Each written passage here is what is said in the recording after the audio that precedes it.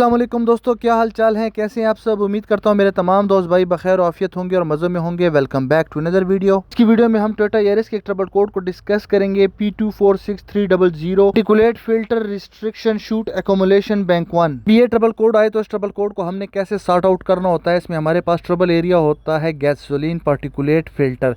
अब gasoline particulate filter क्या चीज़ होती है, कहाँ पे इक्विप्ड होता है, 1KR इंजन यारिस के अंदर ये कहाँ पे लगा होता है, ये सारी इस वीडियो में आज हम डिस्कस करने वाले हैं। इसका इलेक्ट्रिकल वायरिंग डायग्राम और ये सेंसर कहाँ पे इक्विप्ड होता है ये भी आपको बताया जाएगा। जैसा कि एग्जॉस्ट के अंदर 3-वे कैटालिटिक कन्वर्टर लगा होता है। 3-वे कैटालिटिक कन्वर्टर के बाद हमारे पास एक फिल्टर और लगा होता है एग्जॉस्ट के अंदर। अब जितनी भी लेटेस्ट 2020 ऑनवर्ड जितनी भी गाड़ियाँ हैं उनके अंदर ये फिल्टर इक्विप्ड किया जाता है, जिसको कहा जाता है GPF गैसोलीन पार्टिकुलेट फिल्टर।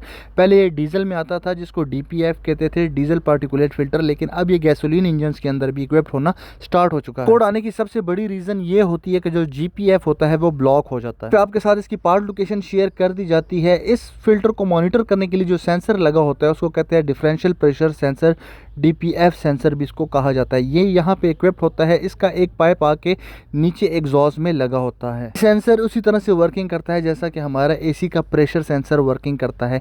ये यहाँ पे एग्जॉस्ट के अंदर लगा होता है और इंजन कंट्रोल मॉड्यूल को एग्जॉस्ट में बनने वाले प्रेशर का बताता है कि यहाँ पे प्रेशर कितना है, और उस प्रेशर की रीडिंग को मॉनिटर करते हुए इंजन कंट्रोल मॉड्यूल ये डिसाइड करता है कि हमारा GPF इस टाइम पे ब्लॉक है या फिर वो बिल्कुल ठीक है। अगर हमारा GPF रिस्ट्रिक्टेड होगा तो उस टाइम पे हमारे पास ये ट्रबल कोड हमें देखने को मिलेगा। कैटालिटिक कन्वर्टर जो होता है वो नॉक्स इमिशन को, हार्मफुल गैसेस को लेस हार्मफुल गैसेस में कन्वर्ट कर देता है, जबकि हमारे पास जो GPF होता है, हमारा जो गैसोलीन पार्टिकुलेट फिल्टर होता है, ये कैटालिटिक कन्वर्टर के बाद में लगा होता है और इसका पर्पस होता है पार्टिकुलेट मैटर को यहाँ पे फिल्टर करना। इसका डिज़ाइन कुछ इस तरह से किया जाता है, आपको उसका स्ट्रक्चर भी बताया जाएगा कि उसके अंदर जो पार्टिकुलेट मैटर होता है वो आके जमा होता जाता है टाइम के साथ साथ। ट्रबल कोड के आने की मेन रीज़न होती है जो हमारा गैसोलीन पार्टिकुलेट फिल्टर है वो ब्लॉक हो चुका है। डिफरेंशियल प्रेशर सेंसर है वो ये इंजन कंट्रोल मॉड्यूल को रिपोर्ट करता है कि उसका जो प्रेशर है एग्जॉस्ट में क्रिएट होने वाला जो प्रेशर है वो 20 PSI से एबव है। जब भी हमारा GPF की जो वैल्यूज़ हैं वो 20 PSI से हायर हो जाएंगी तो उस टाइम पे हमारा ये ट्रबल कोड जनरेट होगा। हमारा जो डिफरेंशियल प्रेशर सेंसर होता है, डिफरेंशियल प्रेशर सेंसर हमेशा GPF से पहले लगा होता है। GPF से पहले लगने का इसका पर्पज़ ये होता है कि अगर GPF के अंदर कोई ब्लॉकेज होती है तो उसको प्रेशर के ज़रिए मॉनिटर किया जाए।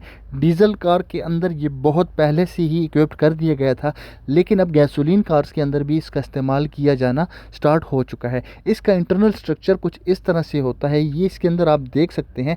इसके अंदर जो फिल्टर होता है, जो GPF होता है, वो पार्टिकुलेट मैटर को ऐश के ज़रिए में, मतलब राख की सूरत में, वो अपने अंदर एब्जॉर्ब करता जाता है। Differential pressure sensor catalytic converter के बाद और पार्टिकुलेट फिल्टर से, GPF से, गैसोलीन पार्टिकुलेट फिल्टर से पहले लगा होता है।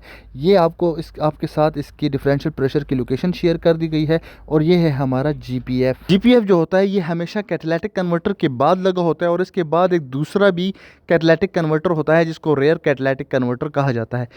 ये है ऐसी कुछ डेटा स्ट्रीम की वैल्यूज जो डेटा स्ट्रीम हमें प्रोवाइड की जाती हैं। फिर इसके अंदर दो तरह के वेरिएंट आते हैं, एक के अंदर गैसोलीन पार्टिकुलेट फिल्टर होता है और एक के अंदर गैसोलीन पार्टिकुलेट फिल्टर नहीं होता। हम गाड़ी के इंजन के डेटा स्ट्रीम में जाएंगे, वहां पे हमारे पास एक पैरामीटर होता है particulate filter differential pressure bank 1 support. अगर ये हमारे पास सपोर्टेड वो इस गाड़ी के अंदर इक्विप्ड हो तो यहाँ पे सपोर्ट होगा, और ना हो तो अनसपोर्टेड यहाँ पे लिखा हुआ होगा। पैरामीटर हमारे पास होता है जिसको कहा जाता है डिफरेंशियल प्रेशर, और डिफरेंशियल प्रेशर की जो वैल्यूज होती हैं ये हमारे पास मिड वैल्यू होती है 0 to 97.25 किलो पास्कल KPa। और जब हमारा GPF जो है इसके अंदर पार्टिकुलेट मैटर ज़्यादा हो जाता है, ये ब्लॉकेज होना शुरू हो जाता है, तो उस टाइम पे हमारे पास ये जो प्रेशर होता है ये 20 PSI तक चला जाता है। जब हमारा ये प्रेशर 20 PSI तक जाएगा तो उस टाइम पे हमारे पास ये ट्रबल कोड अगर होगा। इसके साथ ही हमारे पास और भी बहुत सारे पैरामीटर्स होते हैं। अगर मैं एक एक पैरामीटर को डिफाइन करूंगा तो काफ़ी टाइम लग जाएगा। हमारे पास एक जो पैरामीटर होता है जिसको कहा जाता है GPF clock determination threshold bank 1।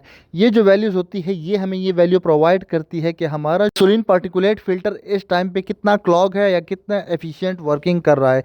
यहाँ पे हमें उसका प्रेशर भी बताया जाता है, उसकी परसेंटेज भी बताई जाती है, उसमें पार्टिकुलेट मैटर की जो रेशो होती है वो भी हमें यहाँ पे शो कर दी जाती है। यहाँ पे हमारे पास उसकी भी पैरामीटर्स होते हैं, जितने भी यहाँ पे पैरामीटर हैं वो सारे यहाँ पे डिफाइन कर दिए गए हैं। यहाँ से आप इसका स्क्रीनशॉट लेके इसको मजीद एग्जामिन कर सकते हैं, इसको देख सकते हैं, इसकी सारी डिटेल्स आप पढ़ सकते हैं। यहाँ पे जितनी भी इसके अंदर पैरामीटर्स हैं उसकी जो नॉर्मल रेंज होती है वो सारी यहाँ पे डिफाइन कर दी गई है। अगर आपको इसके रिलेटेड कोई प्रॉब्लम आता है तो मैंने आपको जो मेन पैरामीटर्स है वो आपको मैंने डिफाइन कर दिए हैं। अगर आपने बाकी के पैरामीटर्स के ऊपर वो करना है तो आप उसके बारे में रिसर्च करके उनके बारे में जान सकते हैं। स्पेशल फंक्शन के अंदर हमारे पास एक स्पेशल फंक्शन होता है इसी पार्टिकुलेट फिल्टर के लिए, गैसोलीन पार्टिकुलेट फिल्टर के लिए। इस कैलिब्रेशन का नाम होता है पार्टिकुलेट फिल्टर रिजुनिवेट प्रोसीजर। रिजुनिवेट प्रोसीजर क्या होता है? रिजुनिवेट प्रोसीजर होता है बैक टू लाइफ, किसी भी चीज को वापस उसकी अपनी असल पोजीशन पे लेके आने के प्रोसीजर को कहता है रिजुनिवेट प्रोसीजर। इस स्पेशल फंक्शन को एक्टिवेट करते ही गाड़ी के जो आरपीएम होते हैं वो इंक्रीज हो जाते हैं और हमारा जो पार्टिकुलेट फिल्टर है, गैसोलीन पार्टिकुलेट फिल्टर जीपीएफ जो है, ये हीट होना स्टार्ट हो जाता है। गाड़ी के जो आरपीएम होते हैं वो भी इंक्रीज होते हैं। इसके साथ ही हमें यहाँ पे हिंट्स दिए जाते हैं कि आपने गाड़ी को फिर उस तरह से ड्राइव करना है या गाड़ी की उस तरह से एक्सेलरेशन करनी है, 3000 से ऊपर आरपीएम को रखना है। प्रोसीजर के दौरान पार्टिकुलेट मैटर जो कि हमारे जीपीएफ के अंदर होता है वो जल के बाहर निकलना स्टार्ट हो जाता है और हमारे जो आरपीएम इंक्रीज होते हैं, हमारा जो प्रेशर होता है वो भी ज़्यादा इंक्रीज होता है। फिल्टर जो है वो अपनी क्लीनिंग स्टार्ट कर देता है। कुछ गाड़ियों का ये क्लीनिंग प्रोसीजर कंप्लीट नहीं होता क्योंकि वो फिल्टर डैमेज हो चुका होता है, तो आपको ये फिल्टर रिप्लेस करना पड़ेगा। और जितना भी इस कैलिब्रेशन के दौरान हमें जिस तरह ड्राइविंग करनी है, जो हमने इसके अंदर एहतियातें करनी है वो सारी की सारी यहाँ पे एक्सप्लेन कर दी गई हैं। अगर आपने इस पर्टिकुलेट फिल्टर को जो है तो रिजुनिवेट करना है तो आपको इस सारे प्रोसीजर को फॉलो करना पड़ेगा। जिस तरह की टेस्ट ड्राइव हमें बताई गई है हमने गाड़ी को उसी तरह से टेस्ट ड्राइव करना है। तो उम्मीद करता हूँ कि हमारा जो फिल्टर है वो इंशाल्लाह रिपेयर हो जाएगा। अगर फर्स्ट हो गए तो हमारा जो फिल्टर है वो इंशाल्लाह से वापस बैक टू नॉर्मल पोजीशन पे आ जाएगा। उसके अंदर जो पार्टिकुलेट मैटर है वो जल के खुद ब खुद बाहर आ जाएगा। लेकिन अगर हमारे फ्यूल मिक्सचर के अंदर प्रॉब्लम है, हमारी जो गाड़ी है वो लीन या रिच चल रही है, जिसकी वजह से जो पार्टिकुलेट मैटर है वो ज़्यादा से ज़्यादा प्रोड्यूस हो रहा है। पार्टिकुलेट मैटर क्या होता है? नॉर्मली जो गाड़ी काला धुआं करती है, काले धुएँ के अंदर पार्टिकुलेट मैटर होते हैं और यही मैटर जो होता है इसके लिए फ़िल्टर लगा होता है।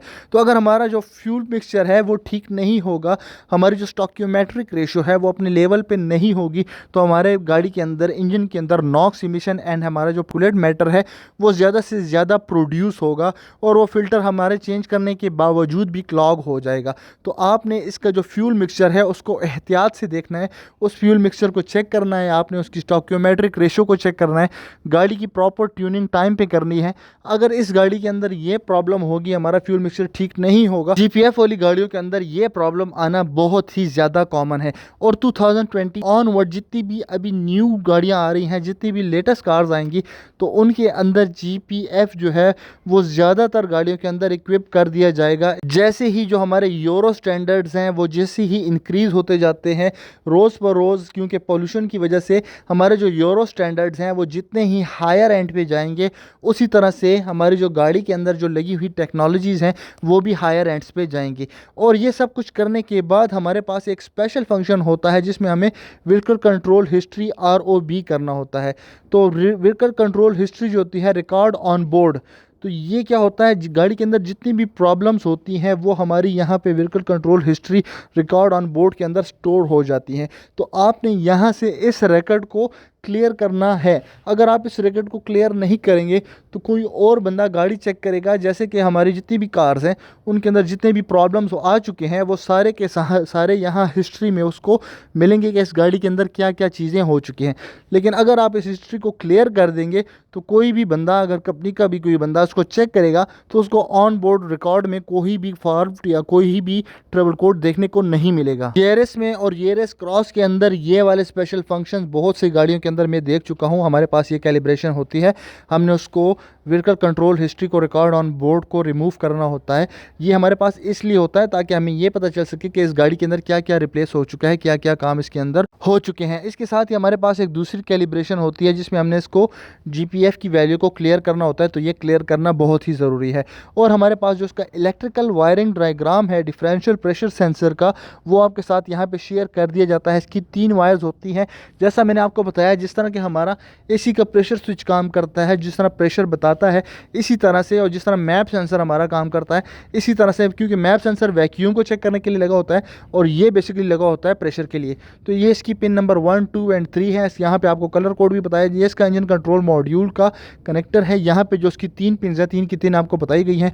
एक हमारे पास 5 वोल्ट होगी, एक ग्राउंड होगी और एक हमारे पास पोजीशन होगी। साथ ही आपको उसकी पार्ट लोकेशन भी बता दूं कि इसका 5 नंबर पे जो आपको दिखाई दिया जा रहा है इसका इंजन कंट्रोल मॉड्यूल है। अगर आपने इसका इंजन कंट्रोल मॉड्यूल सबको पता होता है, लेकिन अगर किसी भाई को पता नहीं है तो इसका इंजन कंट्रोल मॉड्यूल यहाँ पे लगा हुआ है। ये इसके इंजन कंट्रोल मॉड्यूल के पिन आउट्स हैं। ये इसके पिन आउट है। ये कनेक्टर है इसका छोटा कनेक्टर। यहाँ पे इसकी डिफरेंशियल प्रेशर सेंसर की तीनों वायर्स यहाँ पे होती हैं। यहाँ पे आप देख सकते हैं हमारे पास जो DPF है, यहाँ पे हमारे पास डिफरेंशियल प्रेशर सेंसर का जो सिग्नल है वो यहाँ पे बताया गया है। हमारे पास यहाँ पे 0 to 5 वोल्ट तक हो सकते हैं। तो अगर आपने इसको चेक करना है, ये आपके साथ डिटेल वीडियो थी। उम्मीद करता हूँ आपको ये वीडियो पसंद आई होगी। मिलते हैं नेक्स्ट वीडियो में, तब तक स्टे ट्यून। अल्लाह हाफिज़।